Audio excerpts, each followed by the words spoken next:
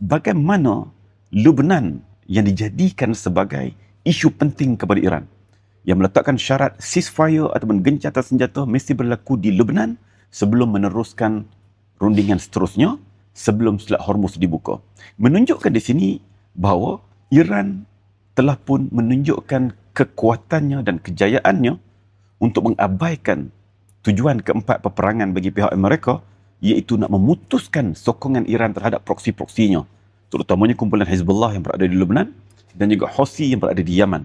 Maka bila mana permintaan Iran supaya dihentikan serangan Israel terhadap Lebanon, dengan makna Iran mempunyai kad ataupun mempunyai kelebihan yang masih lagi memberi sokongan dan bantuan kepada sekutunya. Maka di situ Amerika berdepan dengan satu cabaran.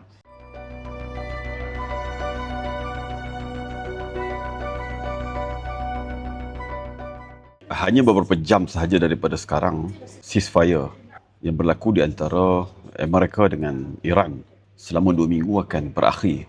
Jadi ramai yang tertanya-tanya apa yang akan berlaku seterusnya. Adakah ceasefire itu akan bersambung lagi ataupun persetujuan secara bersama telah pun dicapai untuk menamatkan terus perang tersebut, ataupun peperangan akan bersambung semula dengan lebih teruk lagi kesannya kepada kedua-dua pihak dan juga kepada dunia seluruhnya.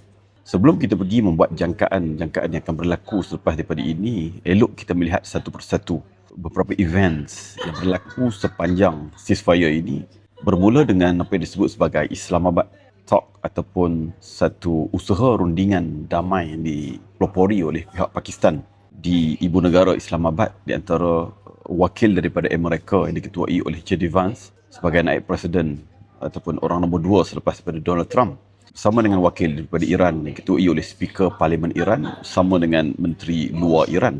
Dan rundingan yang berlaku selama 21 jam itu, terutamanya pada 11 ataupun pada 12 hari bulan yang lalu, telah pun berakhir dengan pengumuman daripada J.D. Vance yang mewakili pihak Amerika mengatakan bahawa mereka tidak mencapai sebarang persetujuan bersama dalam rundingan tersebut, yang mana ia telah pun dilaporkan dalam banyak media-media antarabangsa sebagai satu kegagalan rundingan. Tetapi banyak pihak, termasuklah daripada channel ini, telah mengatakan ia bukan sebagai satu lambang kegagalan penuh.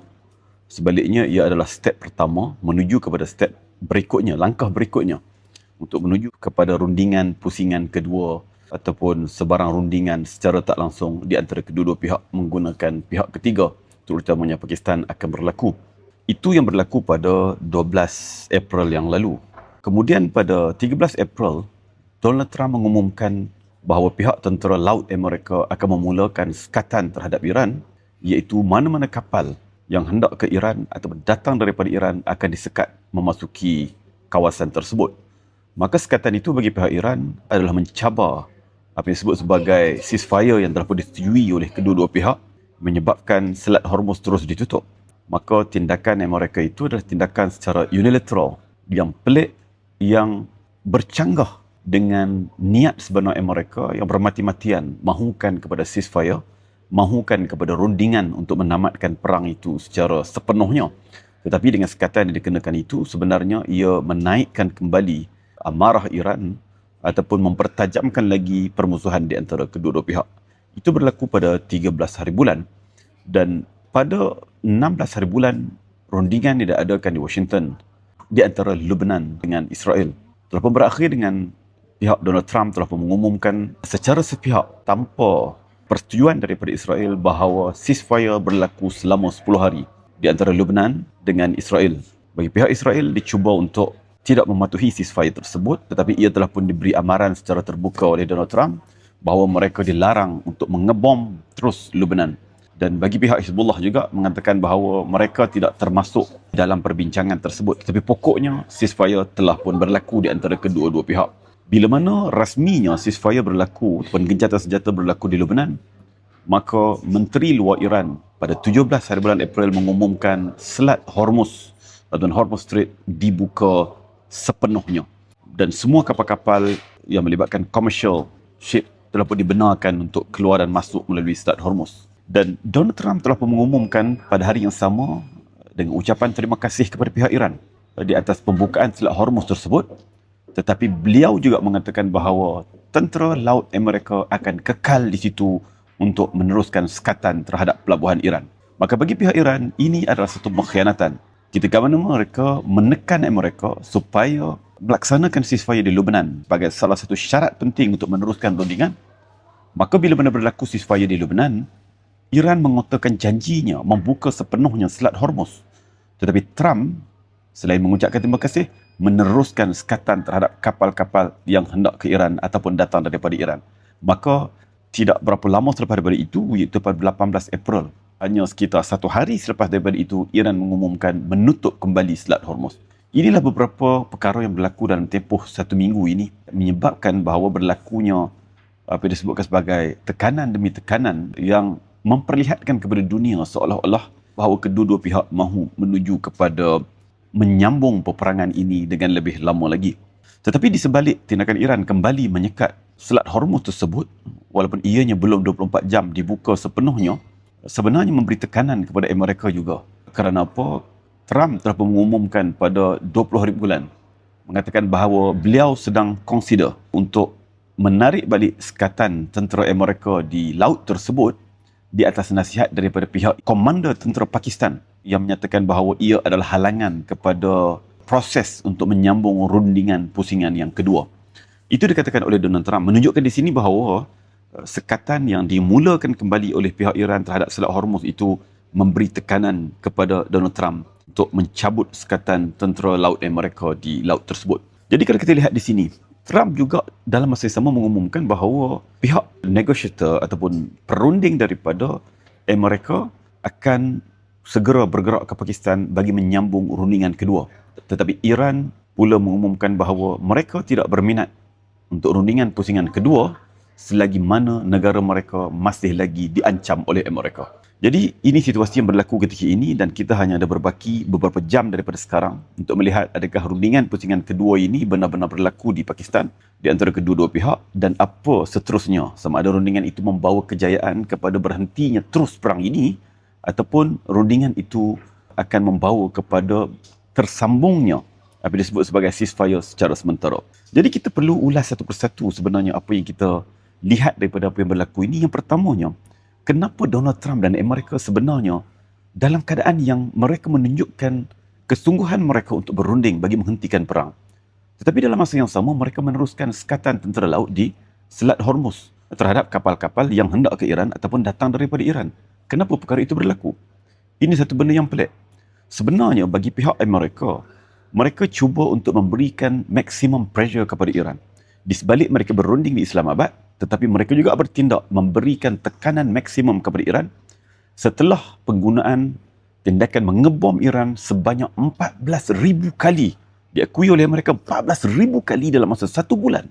Lebih sedikit, satu pengeboman yang terlalu besar tetapi tidak membawa sebarang kesan kepada 4 tujuan utama perang bagi pihak Amerika dan Israel, iaitu untuk menukar rejim, iaitu untuk menghapuskan nuklear, untuk menghapuskan ballistic missile dan yang keempatnya untuk memutuskan hubungan Iran dengan proksi-proksinya.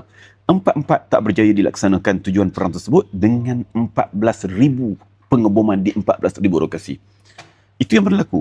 Maka dengan sekatan secara fizikal di laut supaya Iran tidak boleh menjual minyaknya terutamanya kepada China dan China tidak boleh menghantar barangannya kepada Iran, maka ia ada sekatan secara langsung akan menambah parahnya kedudukan ekonomi Iran yang akhir sekali akan mengheret Iran kembali tunduk kepada permintaan Amerika. Itu yang pertama. Yang keduanya, Trump juga perlukan kepada public persepsi di Amerika terutamanya yang nak menunjukkan bahawa di sebalik mereka berunding dengan Iran, sebenarnya mereka adalah pihak yang menang. Kerana apa? Iran tetap dikawal oleh mereka dalam konteks kapal-kapal mereka dikenakan sekatan oleh Donald Trump ataupun oleh tentera laut Amerika. Dan yang ketiganya, tindakan itu juga sebenarnya untuk memberi tekanan kepada China. Sama ada China disekat daripada menghantar barangannya, termasuklah yang dikatakan senjata yang dihantarkan oleh China kepada Iran, iaitu Air Defense System. Begitu jugalah ianya sebagai tekanan terhadap sumber tenaga China yang akan tersekat dengan teruk, memberikan tekanan kepada China untuk memberikan pressure kepada Iran untuk menghentikan perang ini ataupun tunduk kepada sebarang rundingan yang dikehendaki oleh pihak Amerika. Itu tujuan bagi pihak Amerika yang boleh kita jangkakan di sebalik sekatan laut tersebut. Tetapi di sebalik tindakan tersebut, boleh jadi Donald Trump terlupa bahawa Iran mempunyai kelebihan lain dalam konteks mereka juga boleh menyekat Selat Hormuz kembali, dan ternyata mereka melakukannya, yang akhir sekali memberi tekanan kembali kepada Amerika dan dunia secara keseluruhannya bila mana harga minyak berjadi akan kembali naik dengan lebih tinggi. Di sebalik ianya telah pun jatuh sekitar 11% kejatuhan yang paling rendah dalam tempoh perang yang sudah pun lebih daripada sebulan ini berlaku. Kemudian di sini yang kita nak kaji juga ialah apa yang kita boleh pelajari dalam tempoh 1 minggu ini. Di sebalik daripada rundingan yang diadakan di Islamabad pada 11 dan 12 hari bulan dan pengumuman daripada JD Vance sampailah kepada hari ini yang mana kita menghampiri kepada jam-jam akhir ceasefire ini akan berakhir, iaitu genap 2 minggu sebagaimana yang mereka persetujui.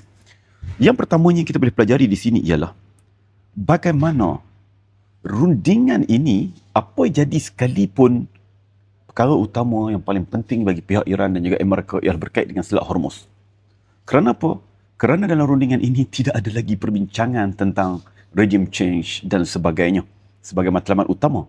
Tetapi lebih kepada pihak Amerika mahukan Selat Hormuz dibuka sepenuhnya sebagai lambang kejayaan kepada mereka dan juga sebagai satu pembukaan ekonomi kembali kepada seluruh dunia, termasuk Amerika yang menerima tekanan dan kesakitan akibat daripada sekatan tersebut, terutamanya dalam sektor energi, membawa kepada inflasi dan sebagainya. Yang keduanya dalam rundingan ini juga, kalau kita lihat apa yang berlaku dalam tempoh ini ialah bagaimana Lebanon yang dijadikan sebagai isu penting kepada Iran, yang meletakkan syarat ceasefire ataupun gencatan senjata mesti berlaku di Lebanon sebelum meneruskan rundingan seterusnya, sebelum Selat Hormuz dibuka. Menunjukkan di sini bahawa Iran telah pun menunjukkan kekuatannya dan kejayaannya untuk mengabaikan tujuan keempat peperangan bagi pihak Amerika, iaitu nak memutuskan sokongan Iran terhadap proksi-proksinya, terutamanya kumpulan Hezbollah yang berada di Lebanon dan juga Houthi yang berada di Yaman. Maka bila mana permintaan Iran supaya dihentikan serangan Israel terhadap Lebanon, dengan makna Iran mempunyai ataupun mempunyai kelebihan yang masih lagi memberi sokongan dan bantuan kepada sekutunya. Maka di situ Amerika berdepan dengan satu cabaran. Dan yang ketiganya, cari apa yang dipaparkan kepada dunia seluruhnya. Bagi pihak Iran dan juga bagi pihak Amerika, sebenarnya ada kontradiksi apa yang mereka paparkan kepada publik dengan tindakan mereka di belakang tabir ataupun secara private-nya. Bagi pihak Amerika, dia cuba menunjukkan kepada publik bagaimana menangnya mereka dalam peperangan ini bila mana mereka terutamanya berkuasa untuk meneruskan sekatan terhadap kapal-kapal Iran untuk memasuki ataupun keluar daripada Selat Hormuz tersebut. Tetapi di belakang tabir ataupun secara private-nya, Amerika lah yang paling bersungguh-sungguh. Walaupun belum pergi kepada pusingan kedua, tetapi Amerika meminta Pakistan untuk segera pergi ke Iran untuk berunding bagi pihak Amerika di Tehran. Dan perkara itulah yang dilakukan oleh First Marshal ataupun Parlimen Tentera Pakistan yang telah pergi ke Tehran, bertemu dengan semua pihak-pihak yang berkepentingan dan penting di Tehran bagi merundingkan permintaan Amerika direct di Tehran. Maknanya tanpa perlu menunggu apa yang disebut sebagai rundingan pusingan kedua. Tetapi rundingan itu telah berlaku yang menggunakan Pakistan sebagai pihak ketiga. Menunjukkan di sini, di sebalik mereka menunjukkan kepada publik yang mereka adalah pemenang, mereka boleh tekan Iran pada bila-bila masa, tetapi dalam masa yang sama mereka berunding sampai ke Tehran menggunakan pihak yang ketiga. Dan bagi pihak Iran juga perkara yang sama. Di publik, wakil daripada Kementerian Luar Iran dan juga Speaker Parlimen Iran yang menjadi ketua kepada jururunding sentiasa mengumumkan bahawa mereka tidak berminat kepada rundingan pusingan kedua selagi mana tuntutan mereka tidak dipenuhi kerana mereka mempunyai kelebihan lebih daripada Amerika. Tetapi sebenarnya mereka juga turut sedia berunding dengan pihak Pakistan sebagai orang tengah, dan mereka juga sedia sebenarnya untuk menghantar jururunding mereka ke Islamabad, ibu negara Pakistan, dalam rundingan saat-saat akhir ini. Kemudian perkara yang kelima ialah berkait dengan nuklear. Dalam tempoh seminggu ini juga, walaupun tak didedahkan oleh JD Vance dan oleh pihak Iran selepas daripada rundingan pertama yang berlaku pada hari Minggu lepas di Islamabad, tetapi masing-masing akhir sekali terdedah bagaimana Amerika dalam rundingan pusingan pertama di Islamabad menuntut Iran menghentikan proses pengayaan uranium untuk nuklear Iran itu selama 20 tahun. Tetapi katanya Iran menawarkan untuk menghentikan selama 5 tahun sahaja. Maka itulah tuntutan di antara kedua pihak yang dikatakan belum selesai. Di sebalik katanya kedua-dua pihak telah pun mencapai persetujuan lebih daripada 90% dalam rundingan 21 jam tersebut. Apa yang boleh kita huraikan di sini ialah sama ada 20 tahun kehendak Amerika ataupun 5 tahun kehendak Iran, memberi makna di sini bahawa Iran sebenarnya bersedia untuk menghentikan proses pengayaan uranium untuk nuklear tersebut sebenarnya. Di sebalik, di ruangan publik, Iran menyatakan bahawa mereka sesekali tidak akan berunding berkait dengan nuklear kerana itu adalah hak mereka dan sememangnya mereka tidak melanggar sebarang undang-undang antarabangsa kerana mereka tidak membina senjata nuklear. Itu yang disebut selalu oleh pihak Iran.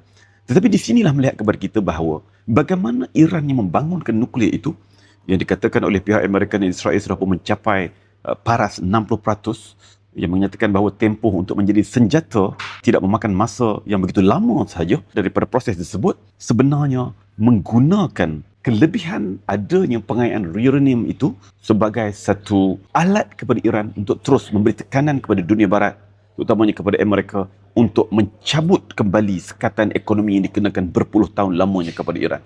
Kerana mereka mengatakan kesediaan mereka untuk menghentikan pengayaan uranium selama 5 tahun. Syaratnya mesti dicabut sekatan ekonomi kepada mereka. Sekiranya tidak dicabut, tidak dihentikan sekatan ekonomi, maka mereka akan meneruskan proses pengayaan uranium tersebut. Jadi inilah satu perkara yang sedang berlaku pada ketika ini. And what's next? Selepas daripada beberapa jam ceasefire ini, banyak jangkaan-jangkaan yang boleh kita buat di sini. Yang pertamanya, jangkaan yang paling popular ialah ceasefire ini akan disambung kembali. Di sebalik rundingan pusingan kedua di Islamabad yang boleh jadi berlaku dalam masa terakhir ini, akan berlaku yang dijangka tidak akan mencapai sepenuhnya kehendak kedua-dua pihak, maka boleh jadi mereka akan menyambung kembali ceasefire ini kepada 1 minggu ke 1 bulan untuk proses rundingan-rundingan seterusnya bagi mencapai kata sepakat. Ataupun pihak Amerika yang sangat memerlukan kepada ceasefire ini akan meneruskan proses ceasefire ini secara sepihak tanpa persetujuan daripada Iran, dan mereka membiarkan sahaja suasana dalam keadaan yang rapuh tanpa sebarang serangan di antara kedua-dua pihak. Ataupun yang ketiganya, kedua-dua pihak kembali menyambung peperangan di antara satu sama lain. Petunjuk yang ketiga ini bukan langsung tidak ada, kerana bagi pihak Iran dalam tempoh 2 minggu ceasefire ini, mereka juga kembali restore persenjataan mereka dengan khabar-khabar daripada pihak CIA sendiri bagaimana China membuat penghantaran air defense system kepada Iran. Begitu juga di pihak Amerika mula menggerakkan ketumbukan tentera-tenteranya dan kapal-kapal tenteranya menuju ke Middle East, dilihat juga sebagai satu persediaan untuk menyambung peperangan ini. Lalu kita boleh tunggu dan lihat apa yang akan terjadi seterusnya.